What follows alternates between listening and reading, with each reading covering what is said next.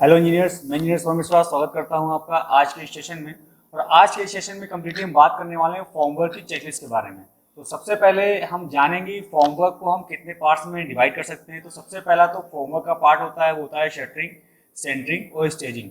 Shuttering जो भी हम वर्टिकल स्पेस में जो भी फॉर्मवर्क यूज़ करते हैं उसको हम लोग शटरिंग बोलते हैं, और हॉरिजॉन्टल स्पेस में जो भी हम फॉर्मवर्क यूज़ करते हैं उसको हम सेंटरिंग बोलते हैं। और शटरिंग और सेंटरिंग को सपोर्ट करने के लिए जो भी फॉर्मवर्क यूज़ करते हैं उसको हम लोग स्टेजिंग बोलते हैं।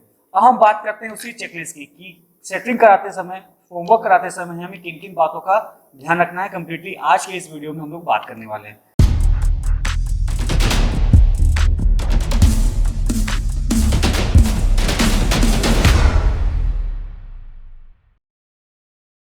तो सबसे पहले हम ध्यान रखेंगे कि जो भी ड्राइंग्स अवेलेबल हमारे पास वो लेटेस्ट होनी चाहिए।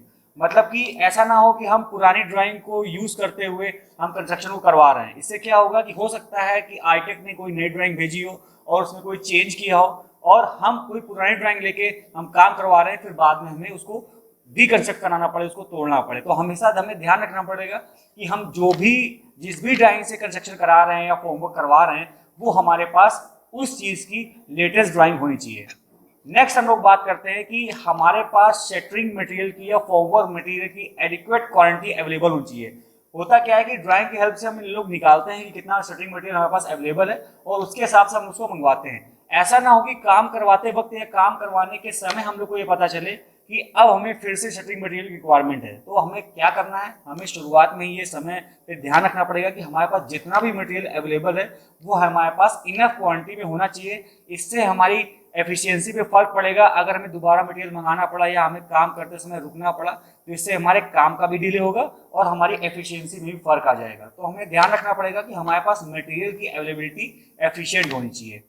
नेक्स्ट हम लोग बात करते हैं requirement, barricading and safety measures की, कि जहां पे भी कंस्ट्रक्शन चल रहा है, जहां भी हम लोग शटरिंग करवा रहे हैं, वहां पे प्रॉपर सेफ्टी मेजर का ध्यान रखा गया है कि नहीं रखा गया है। हमें प्रॉपर साइन बोर्ड का यूज करना है कि कोई भी बाहरी व्यक्ति वहां पे कंस्ट्रक्शन साइट पे ना जा पाए जिस समय शटरिंग का काम चल रहा हो सकता है कि शटरिंग का काम चल रहा हो या डी शटरिंग का काम चल रहा हो, तो जिस समय हम वहां पे जाएंगे तो हमारे पास हेलमेट होना चाहिए, सेफ्टी शूज होना चाहिए, और हमें ध्यान रखना पड़ेगा कि डी शटरिंग करवाते वक्त हम वहां पे ना जाएं जहां पे मटेरियल या प्लाई के गिरने की चांसेस हों।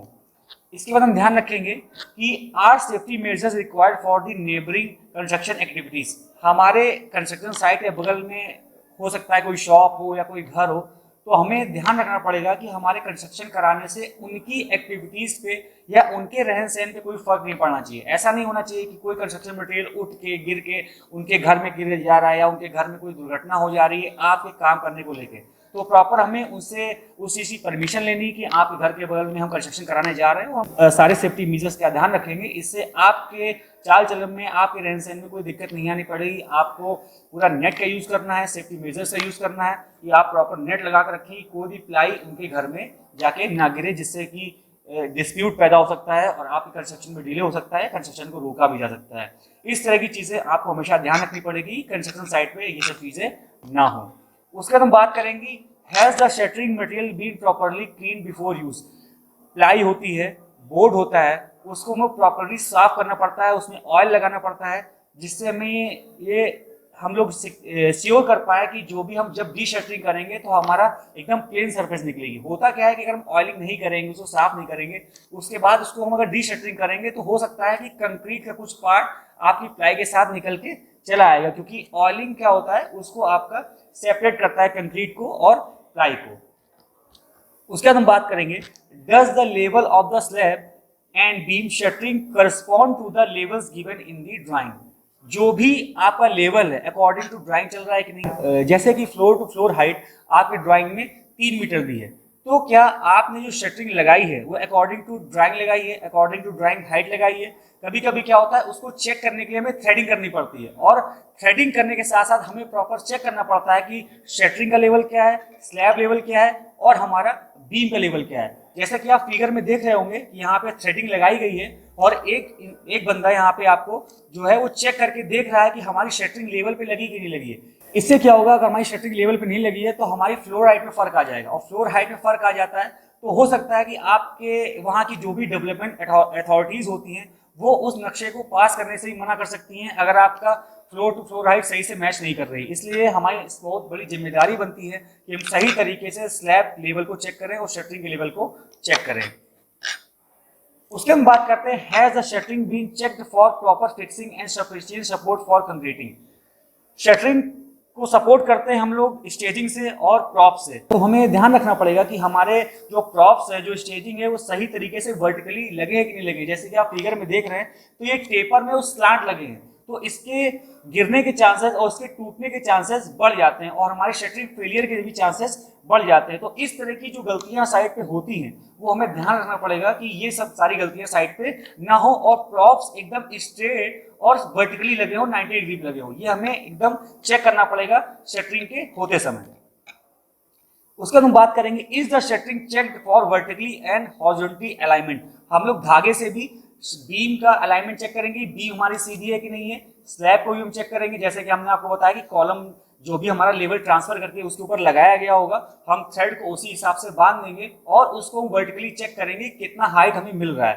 तो हमें ध्यान रखना पड़ेगा कि शटरिंग का अलाइनमेंट प्रॉपर रहे और उसकी सिधाई प्रॉपर मिले, जिससे कि हम जिस समय डी शटरिंग करेंगे तो हमें जो शटरिंग मिलेगी, जो भी हमें बीम का वर्टिकल अलाइनमेंट मिलेगा वो सीधा मिलेगा।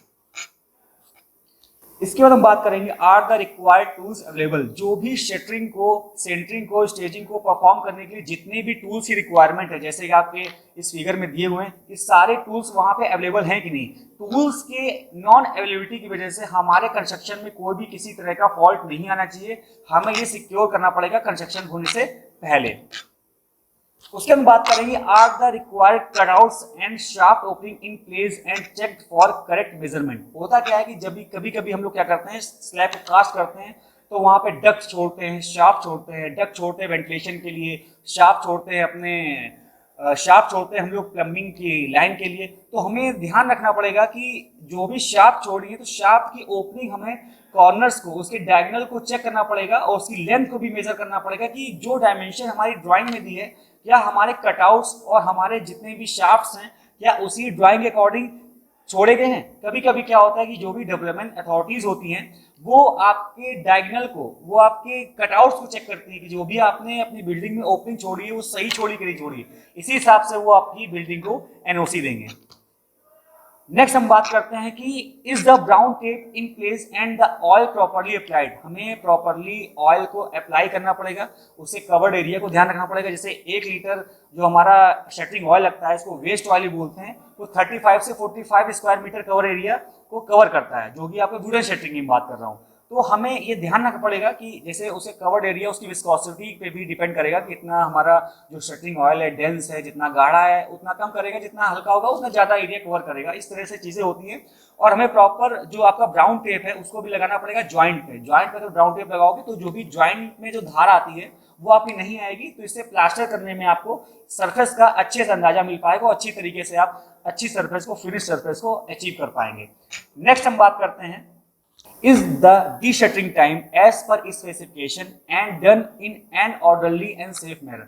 जब भी आप de-shuttering कर रहे हो अपने मेंबर्स का, कॉलम का, बीम का, जिसका भी आप de-shuttering करेंगे तो आप प्रॉपर तो de-shuttering टाइम और स्ट्रिपिंग टाइम का ध्यान रखेंगे कि 16 से 48 घंटे या 1 से 2 दिन, या फिर स्लैब पर कर रहे हैं तो 21 दिन। तो किस तरीके से आपको de-shuttering करना है आप सेफली मैनर में करेंगे कि de-shuttering करते समय किसी भी तरह का कंक्रीट आपके सरफेस के साथ ना निकल के आ जाए। अगर शटरिंग के साथ आपका कंक्रीट मटेरियल निकल आता है तो हो सकता है आपको रिपेयर करना पड़े, तो उसमें ज्वाइंट पड़ सकता है। तो इस तरीके का ध्यान रखना पड़ेगा कि हमें सेफली मैनर में हमें de-shuttering करनी है।